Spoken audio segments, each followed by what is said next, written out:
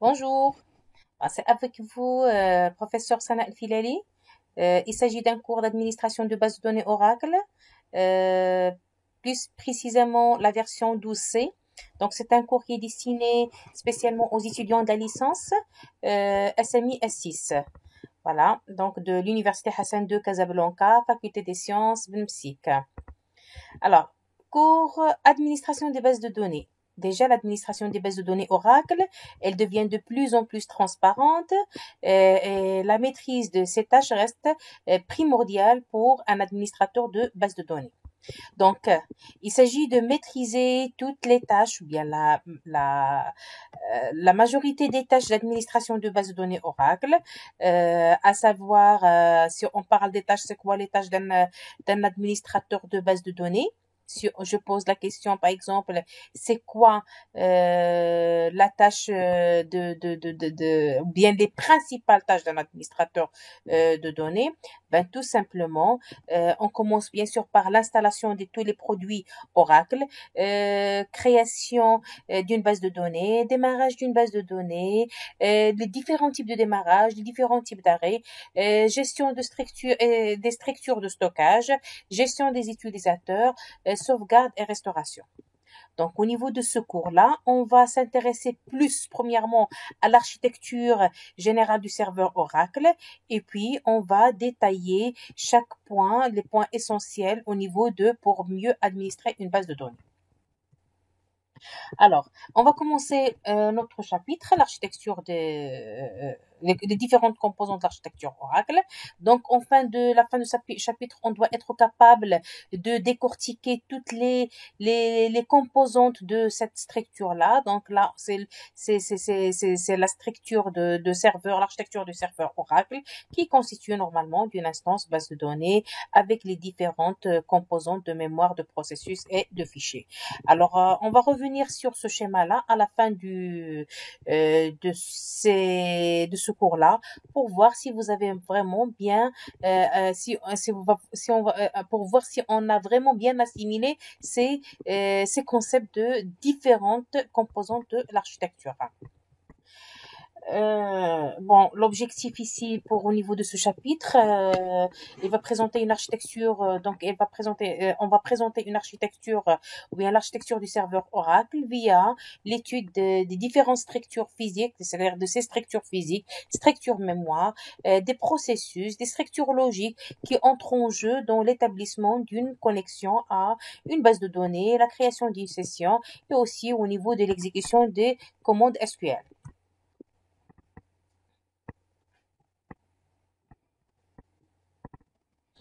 Alors, on va commencer par ce schéma-là qui représente voilà Oracle Database Innovation.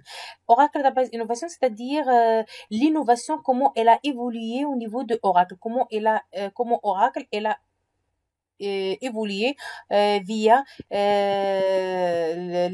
ses recherches en termes d'innovation. Donc, il ne cesse d'augmenter, Oracle ne cesse d'augmenter ses performances avec ses innovations continues pour rester toujours à la tête des nouvelles technologies et aussi pour encourager à utiliser ces produits quel que soit le besoin. Alors, sur le schéma, on va juste se focaliser sur deux points essentiels, ou bien un point, Baraka, un point essentiel. En fait, il y a ici, si vous voyez, Oracle Database 10G, 11G, 12C, et bien sûr, il y a d'autres versions. Mais on va s'intéresser à une partie, c'est-à-dire tout ce qui est avant 12C et après 12C. Ce que vous devez retenir, avant 12C, on appelle toutes ces versions, ce sont des versions non CDB. Après 12C, ce sont des versions CDB. CDB, on va voir ça en cours de ce chapitre, c'est-à-dire une base de données, une architecture multi-tenant, et c'est ça la particularité de Oracle 12C. Alors, au niveau, vous voyez là les différentes évolutions entreprise cloud computing. Qu'est-ce qu'on remarque ici? Regardez la version 9i. Elle s'est basée sur quoi? 10G, 11G, 12C. Alors, si vous remarquez là au niveau de I, G, G, C, I signifie Internet. signification. G signifie grid, Internet au niveau ce qui a été utilisé avec Oracle 9i. La notion de G, ça a été utilisé avec le système grid, database grid, ça a été avec le Oracle 10G. Au niveau de G, donc on a ajouté, mis à part le grid, la notion de réseau pour la base de données pour rendre comment dirais-je, ces données, bien les disques, ces données, de databases, les bases de données accessibles via les différents serveurs. Et au niveau de 12C, là, il y a la notion du cloud. Alors au niveau de C, donc cloud, qu'est-ce qu'elle a 12, la version 12C, elle a ramené la notion du cloud pour créer une solution cloud privée, complète, préintégrée et prête à l'emploi. Alors ça va permettre de transformer rapidement les centres de données dans l'entreprise en un cloud privé. Voilà. Les principaux avantages de cette version 12C, c'est quoi? Ça va permettre de réduire le nombre des serveurs, améliorer l'utilisation du processeur, réduire le temps qu'un DBA administrateur pour passer à installer, à en configurer les bases de données, automatiser le déploiement des configurations standards des bases de données, et aussi une seule console est largement suffisante pour gérer l'ensemble des cycles via le cloud, à savoir la planification, la configuration, prévenir aussi le stockage des ressources en fixant le quota pour les utilisateurs individuels et prévoir des besoins futurs en ressources en analysant les rapports sur les tendances actuelles. Donc, on va se baser sur les rapports actuels pour prévoir les besoins futurs. Ça, ce qu'on appelle l'intelligence artificielle. Voilà. Alors, on va passer maintenant sur l'architecture Oracle. Alors, l'architecture du serveur Oracle. Alors, ce que vous devez retenir ici, c'est très, très simple. Qu'est-ce qu'on voit ici? Oracle, c'est quoi? Il existe normalement trois structures. Hein. La structure mémoire, ce qui est en vert. La structure mémoire. La structure processus, qui est en jaune. Et la structure de stockage. Voilà. Mémoire, processus, stockage. C'est ce qu'on va détailler. On va aussi détailler la notion de SGA, System Global Area, par la suite. Voilà, qui assure le partage. Donc, SGA, c'est pour le partage. Le PGA, c'est une structure mémoire, mais les données ne sont pas partagées. Là, ils sont partagés et de telle façon, tous les processus, ils ont utilisé cette zone mémoire. Voilà. Donc,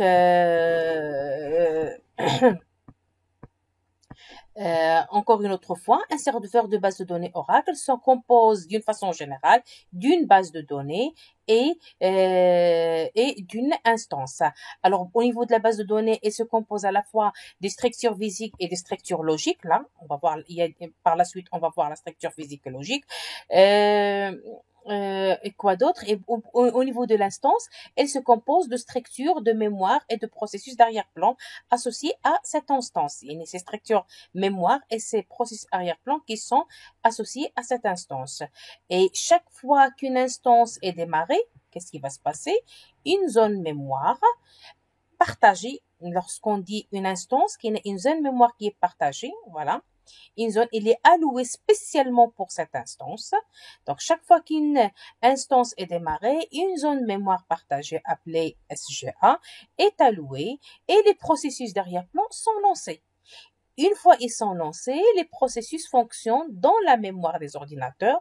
Donc, dans la mémoire des ordinateurs, après avoir démarré cette instance de la base de données, donc le logiciel Oracle, qu'est-ce qu'il va faire? Il va associer l'instance à une base de données spécifique. C'est ce qu'on appelle le montage de la base de données.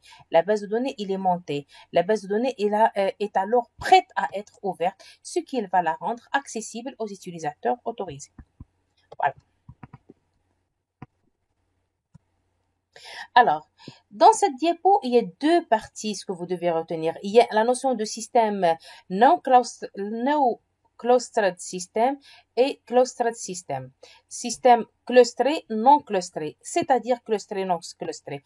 On a déjà parlé et on a dit qu'une base de données, normalement, elle est associée à une instance. On a défini tout à l'heure comme étant un serveur Oracle, c'est une instance plus une base de données.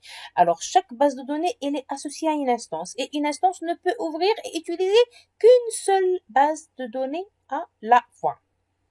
Donc, Dans le cas où il y a plusieurs bases de données, d'accord, ou bien plusieurs dans un même serveur, on doit associer à chaque base de données une instance. C'est le cas ici, plusieurs bases de données, un serveur plus un I1 pour D1, I2 pour D2. Alors, dans le système cluster, ici, voilà. Donc, ici, qu'est-ce qui va se passer? Une base de données, ce qu'on appelle dans le mode Real Application Cluster, comporte généralement plusieurs instances sur des serveurs distincts pour la même base de données partagée. C'est une base de données partagée à plusieurs instances. C'est pas comme tout à l'heure.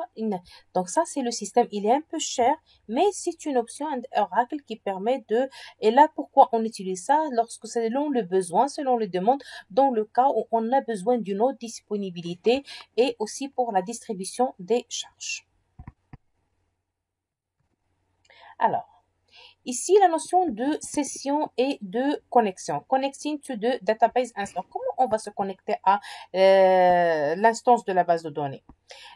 On va maîtriser ici, on va comprendre, on va maîtriser deux termes. Terme connexion et terme session. C'est quoi une connexion? Connexion, ici, d'après la définition, communication between a user process and an instance. User process ou instance.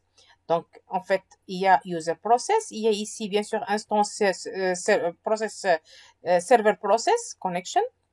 Donc, et session specific connection of a user to an instance through a user process via un process utilisateur. C'est-à-dire, session via une connexion. On ne peut pas faire une session sans connexion. Et on peut faire une connexion sans session. Une connexion, elle est indépendante de la session, mais session, elle dépend de la connexion. Vous voyez? Donc, la connexion, comment ça se passe pour se connecter?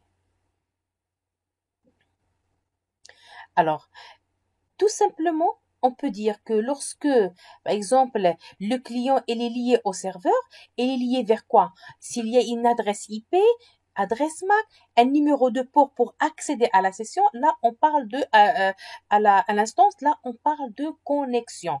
Donc, en réseau, on va connecter ça. Ils sont connectés. Maintenant, est-ce qu'il y a une session d'un utilisateur? Tout dépend de l'utilisateur ou pas, c'est point d'interrogation. Ça dépend. Si on veut, par exemple, démarrer ou bien ouvrir une session, à ce moment-là, chaque client, elle doit ouvrir une session via un login et mot de passe. Et bien sûr, ça ne peut être ouvert s'il n'y a pas une connexion. D'accord? Donc, la session, elle nécessite login et mot de passe si la connexion est là. Si la connexion, elle n'est pas là, elle ne peut jamais ouvrir une session comme ça. Voilà. Donc, maintenant, je pense que c'est clair la différence entre session et connexion. Alors, maintenant, on va voir les structures mémoire database. Les structures mémoire, alors, il y a deux grandes structures. Et chaque structure, il y a des sous-zones des structures. La structure SGA et la structure PGA. Il faut connaître la différence majeure entre ces deux structures. SGA, c'est une mémoire partagée. PGA, c'est une mémoire non partagée.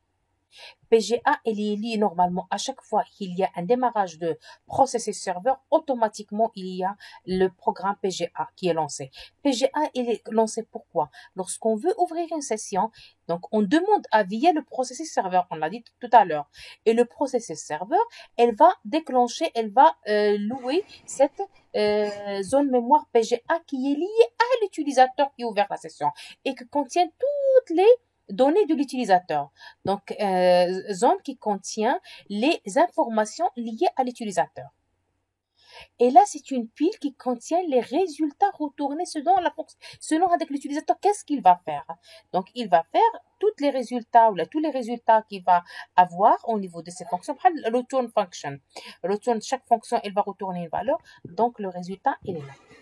Et là, on a autant de sessions, autant de PGA que de sessions, que d'utilisateurs. C'est clair?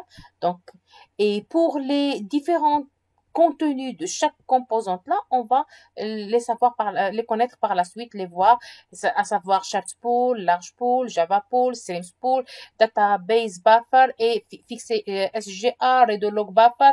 Bon, et plusieurs composantes. On va détailler, on va essayer de comprendre les différentes composantes pour avoir une idée globale, générale sur le l'architecture serveur Oracle.